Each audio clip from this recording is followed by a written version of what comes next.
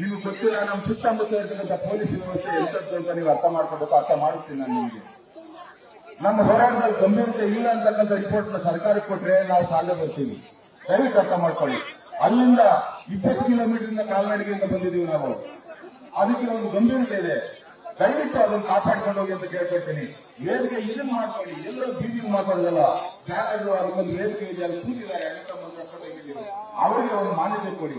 ಅವರು ನೀವೆಲ್ಲ ಸೇರಿ ನಾವು ಹೋರಾಟ ಮಾಡೋಣ, ಜೊತೆಗೂಡಿ ನಿಲ್ಲೋಣ ಅಂತಕ್ಕಂಥದ್ದು ನನ್ನ ಕಳಕಳಿ ಮನವಿ. ದಯವಿಟ್ಟು ಗಂಭೀರತೆ ಕಾಪಾಡಿ. ಊಟ ಇದೆ, ನಿಧಾನಕ್ಕೆ ಹೋಗಿ ತಿನ್ನೋಣ ಅಥವಾ ಒಬ್ಬೊಬ್ಬರು ತಿಳ್ಕೊಂಡ್ಬರೋಣ. ನಿಂತ್ಕೊಂಡಿದ್ರೆ ಗುಂಪು ಏನೋ ಗುಂಪು ಅಂತ ಅನ್ಕೋತಾರೆ. ಈ ಹೋರಾಟ ಸೀರಿಯಸ್ ಇಲ್ಲ ಅಂತಕ್ಕಂಥ ರಿಪೋರ್ಟ್ ಸರ್ಕಾರಕ್ಕೆ ಹೋಗುತ್ತೆ. ನಮಗೆ ಗೊತ್ತಿಲ್ಲ, ನಮ್ಮ ಮಧ್ಯೆ ಇರ್ತಾರೆ ಪೊಲೀಸರು ರಿಪೋರ್ಟ್ ಕೊಡ್ತಾರೆ. ನೀವು ಅನ್ಕೊಂಡಿರಿ ಹಾಗೆ ಹಾಕೊಂಡು ಮಾತಾಡಲೇ ಪೊಲೀಸರು ಅಂತ ಅನ್ಕೋಬೇಡಿ. ನಮ್ಮ ತರನೇ ಬಟ್ಟೆ ಹಾಕೊಂಡು ನಮ್ಮ ಮಧ್ಯೆ ಇರ್ತಾರೆ. ಇವರಲ್ಲಿ ಗಂಭೀರತೆ ಇಲ್ಲ.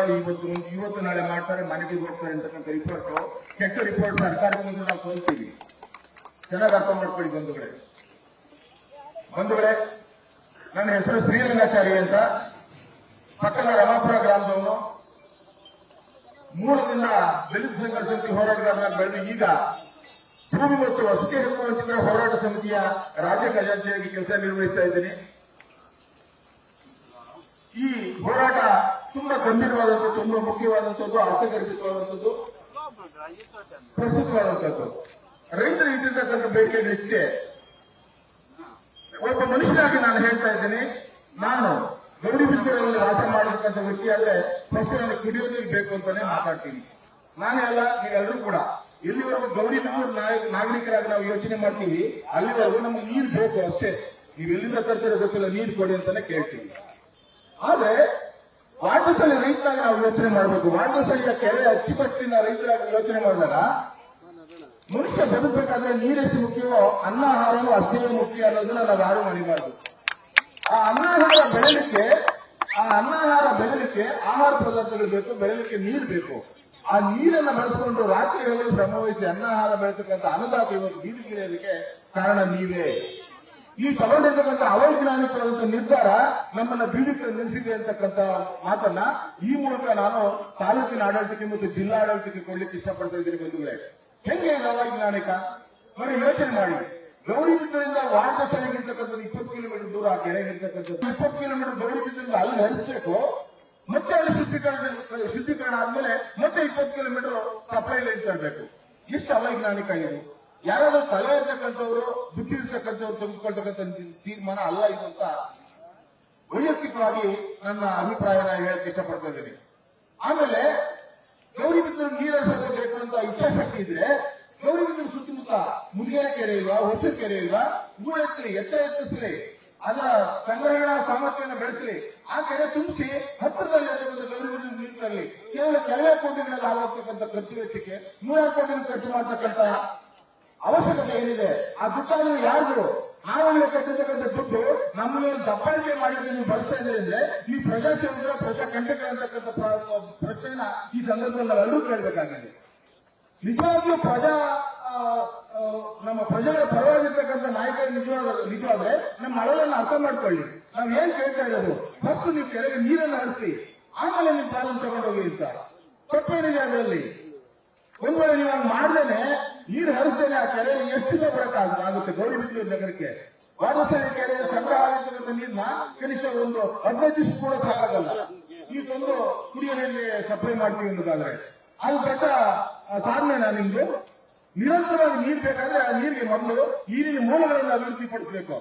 ನೀರನ್ನು ತಂದು ಅದನ್ನು ಕಿತ್ತು ಆನಂತರ ನಾವು ಬಳಸ್ಕೊಳ್ಳೋದಕ್ಕೆ ಸಾಧ್ಯ ಆಗುತ್ತೆ. ಇಂಥ ಅವೈಜ್ಞಾನಿಕ ತೀರ್ಮಾನ ತಗೊಳ್ಬಹುದು. ರೈತರ ಅಳಲನ್ನ ನೀವು ಆರಿಸಿ ಬೇರೆ ರೀತಿಯಲ್ಲಿ ಪರಿಸರ ತಜ್ಞರನ್ನ, ರೈತ ನಾಯಕರನ್ನ, ಸ್ಥಳೀಯವಾದಂತಹ ಮುಖಂಡರನ್ನ ಸಮಾಲೋಚಿಸಿ ಯಾಕೆ ನಿರ್ಧಾರ ತಗೊಳ್ತಾ ಇಲ್ಲ ನೀವು?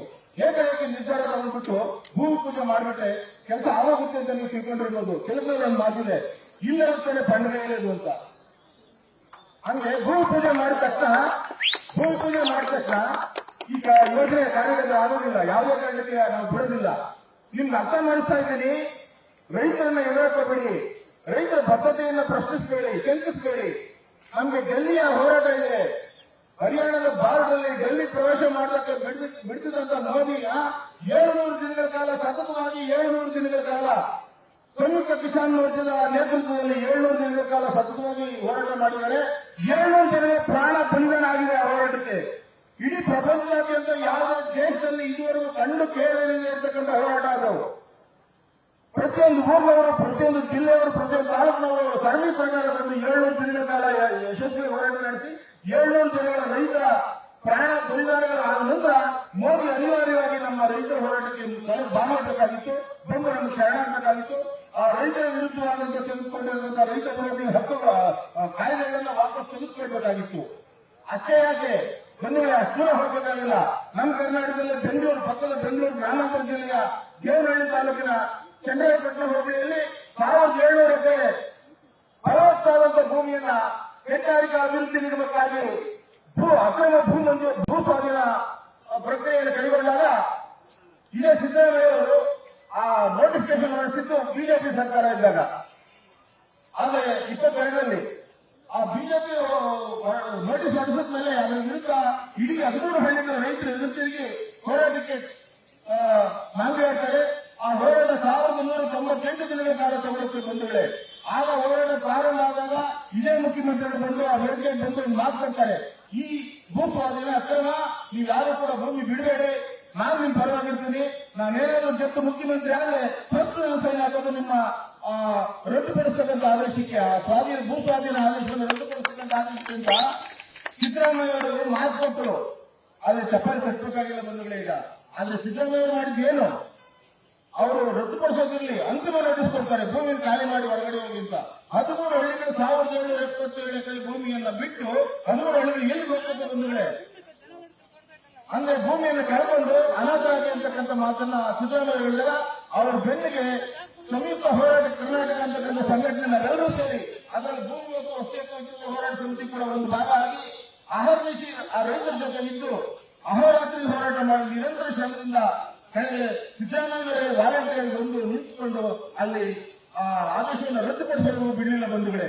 ಹಾಗೆಯೇ ಈ ಹೋರಾಟದಲ್ಲೂ ಕೂಡ ಇದೇ ಎಂಎಲ್ಎ ಯಾರು ಈ ನಿರ್ಧಾರವನ್ನು ತಗೊಂಡು ನಿಮ್ಮ ವಿರುದ್ಧ ನಮ್ಮ ವಿರುದ್ಧ ರೈತರ ವಿರುದ್ಧ ತೀರ್ಮಾನವನ್ನು ತಗೊಂಡು ಯೋಜನೆ ರೂಪಿಸ್ತಾ ಇದ್ದಾರೆ, ಅದೇ ಎಂಎಲ್ಎ ತಪ್ಪದೆ ಈ ಹೋರಾಟ ಈ ಯೋಜನೆಯನ್ನು ಕೈಗೊಳ್ಳುತ್ತಾ ಆಗೋವರೆಗೂ ಕೂಡ ನಮ್ಮ ಹೋರಾಟ ನಿಲ್ಲಬಾರದು ಅಂತಕ್ಕಂಥ ಒಂದು ಮಾತನ್ನ ನಾನು ನಿಮಗೆ ಹೇಳ್ತಾ, ನಾನು ವೈಯಕ್ತಿಕವಾಗಿ ಮಾತನ್ನು ಮಾತಾಡ್ತಾ ಇದ್ದೀನಿ. ಫಸ್ಟ್ ನಾವೀಗಾಗಲೇ ಈ ಬಗ್ಗೆ ನಮ್ಮ ಭೂಮಿ ಮತ್ತು ವಸ್ತು ಹೋರಾಟ ಸಮಿತಿಯಲ್ಲಿ ಕೆಲವು ಸಂಘಟನೆಗಳು ಒಂದುಗೂಡಿ ಹೋರಾಟ ಮಾಡ್ತಾ ಇದ್ದೀವಿ. ರಾಜ್ಯದ ಎಲ್ಲ ಬಗರ್ ಹುಕುಂ ಸಾಮಾಜಿಕರಿಗೆ ಭೂಮಿ ಕೊಡಿಸಬೇಕು ಅಂತಕ್ಕಂಥ ಹೋರಾಟವನ್ನ ಬೃಹತ್ ಹೋರಾಟವನ್ನು ಕೈ ಹಿಡಿತಾ ಇದ್ದೀವಿ.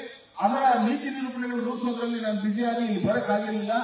ಈಗ ಅತಿ ಶೀಘ್ರದಲ್ಲೇ ನಾವು ಒಂದು ಪ್ರೆಸ್ ಕಾನ್ಫರೆನ್ಸ್ ಕರೆದು ಆಡಳಿತ ರೈತರ ಪರವಾಗಿ ನಮ್ಮ ಭೂಮಿ ಮತ್ತು ವಸ್ತು ಹೋರಾಟ ಸಮಿತಿ ಮತ್ತು ಗೆಲುವು ಸಂಘ ಸಮಿತಿ ಜೊತೆಗೆ ನಿಲ್ಲುತ್ತೆ ಅಂತಕ್ಕಂಥ ಮಾತನ್ನ ಅತಿ ಶೀಘ್ರದಲ್ಲಿ ಅನೌನ್ಸ್ ಮಾಡ್ತಾ, ನಾವು ಸದಾಕಾಲ ನಿಮ್ಮ ಹೋರಾಟಕ್ಕೆ ಬೆಂಬಲವಾಗಿರ್ತೀವಿ, ನಿಮ್ಮ ಹೋರಾಟದ ಪ್ರತಿ ಹಂತದಲ್ಲೂ ನಾವು ಪಾಲ್ಗೊಳ್ತೀವಿ, ಆ ಯೋಜನೆ ಕೈ ಬಿಡುವವರೆಗೂ ಕೂಡ ಸತತ ನಿರಂತರ ನಿಮ್ಮ ಜೊತೆ ಇರ್ತೀವಿ ಅಂತಕ್ಕಂಥ ಮಾತನ್ನು ಹೇಳ್ತಾ ನನ್ನ ಮಾತನ್ನು ಮುಗಿಸ್ತೀನಿ ಬಂಧುಗಳಿಗೆ. ಧನ್ಯವಾದಗಳು. ನ್ಯೂಸ್ ಫಸ್ಟ್ ನಿರ್ಭೀತಿಯಿಂದ ನಿಮ್ಮ ಪರವಾಗಿ.